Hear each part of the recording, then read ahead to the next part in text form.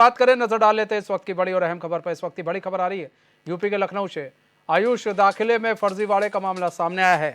फर्जीवाड़े की जांच में पूर्व मंत्री से पूछताछ होगी। पूर्व मंत्री धर्मपाल सिंह सैनी के खिलाफ चार्जशीट दाखिल की गई है। आईएएस प्रशांत त्रिवेदी के खिलाफ भी चार्जशीट दाखिल की गई है। पूर्व मंत्री और आईएएस ने अभी तक नहीं दर्ज कराए हैं अपने बयान।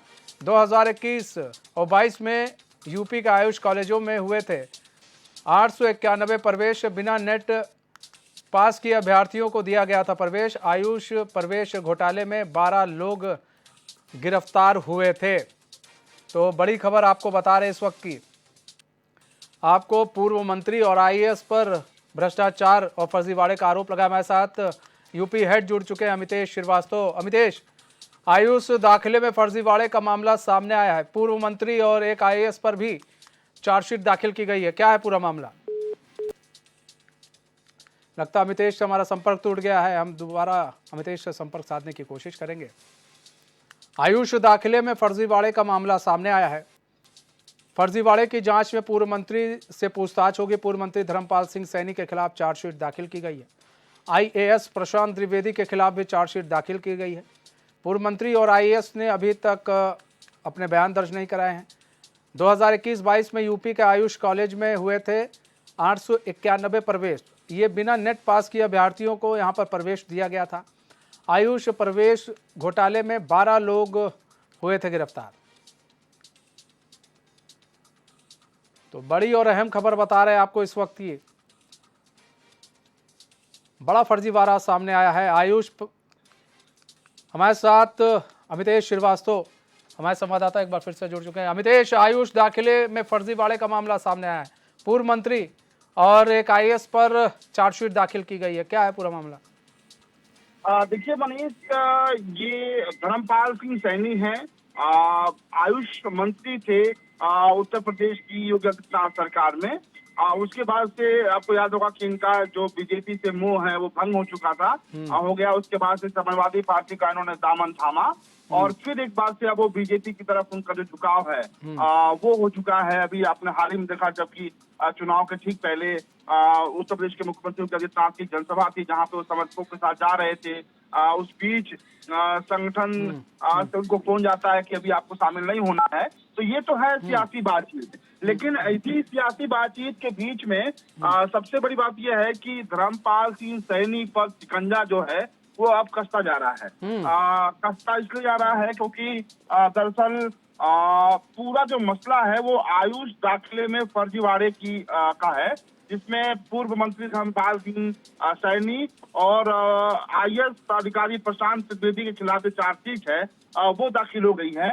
और पूर्व निदेशक एसएन सिंह समेत 15 लोगों के खिलाफ और भी चार्जशीट दाखिल हुई है। तो जाहिर सी बात है कि इस पूरे मामले में धर्मपाल सिंह सैनी और आईएएस प्रशांत त्रिवेदी समेत इन तमाम लोगों पर जो पूरी तरीके से शिकंजा है वो कसता हुआ नजर आ रहा है। दूसरी तरफ अगर बात करें तो यूपी एसटीएफ समय ने पूर्व मंत्री समेत 1 दर्जन लोगों की जो सूची है वो तैयार की है। और ये माना जा रहा है कि 2021 और 22 के यूपी के आयुष कॉलेजों में जो 891 जो प्रवेश हुए थे बने वो पूरी तरीके से फर्जी थे और बिना नेट पास किए अभ्यर्थियों को प्रवेश जो है वो कॉलेज में दिया गया था। और इसमें इस पूरे घोटाले की अगर बात करें तो आपको याद होगा कि 12 लोग जो है वो गिरफ्तार हुए थे। तो कुल मिलाकर आप कह सकते हैं कि पूर्व मंत्री धर्मपाल सिंह और आईएएस प्रशांत त्रिवेदी इन पर शिकंजा जो है वो अब कसता हुआ नजर आ रहा है। और इस पूरे मामले में जो चार्जशीट है वो न्यायालय में दाखिल कर दी गई है। मनीष, जैसा कि अमितेश आपने भी बताया कि देखा गया कि धर्मपाल पहले भाई मंत्री हुआ करते थे योगी कैबिनेट के, फिर उनका मोह भंग हुआ, वो सपा में चले गए। फिर उनको लगा कि नहीं अब हमें आना चाहिए भाजपा में, अब झुकाव हो रहा है। तो क्या ये जो पूरा प्रकरण चल रहा है इसको देखकर तो उनका झुकाव नहीं हो रहा है कि नहीं अब भाई अगर हम इधर झुकाव नहीं होगा तब तो हम गए काम से? देखिए बिल्कुल। और इस बात का जो अंदाजा है वो मुझे लगता है धर्मपाल सिंह सैनी को बाद में हुआ। अगर पहले हुआ होता कि अगर उन पर शिकंजा कस सकता है, ये कहते हैं मनीष, समर्थ को नहीं दोष गोसाई। मुझे लगता है इसी अंदाज में धर्मपाल सिंह सैनी, हालांकि उनको लगा था कि उस वक्त समाजवादी पार्टी की सरकार बनेगी, तो स्वामी प्रसाद मौर्य, धर्मपाल सिंह सैनी, दारा सिंह चौहान, ये तमाम वो मंत्री थे जिन्होंने मंत्रिमंडल से इस्तीफा दिया, समाजवादी पार्टी का दामन थामा, लेकिन सर मुड़ाते ही ओला पड़ गया।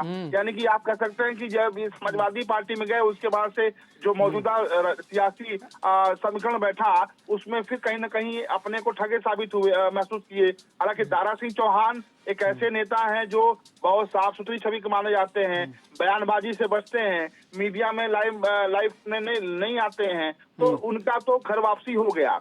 और धर्मपाल सिंह सैनी की बात करें तो सहारनपुर के कद्दावर नेताओं में शुमार हैं, और मुझे लगता है कि सहारनपुर के जो स्थानीय नेता हैं उनका भारी विरोध का सामना करना पड़ा धर्मपाल सिंह सैनी को, और यही वजह है कि बीजेपी में वापसी के जो उनके आसार हैं फिलहाल नहीं दिख रहे हैं। लेकिन जो सियासत को समझने वाले हैं वो ये भी कह रहे हैं कि बैकडोर से, यानी कि बहुत शोर शराबे से नहीं, लेकिन पिछले दरवाजे से बीजेपी में वो शामिल हो सकते हैं, बीजेपी के साथ आ सकते हैं। तो मुझे लगता है कि जिस तरीके से इस आयुष जो दाखिले का जो मामला है उससे शिकंजा कस रहा है, मुझे लगता है कि मुख्यमंत्री योगी आदित्यनाथ ने भी धर्मपाल सिंह से इसीलिए दूरी बनाई थी। फिलहाल मुसीबतें जो हैं वो कम होने का नाम नहीं ले रही हैं। ठीक है मितेश, बने रहिए हमारे साथ आप।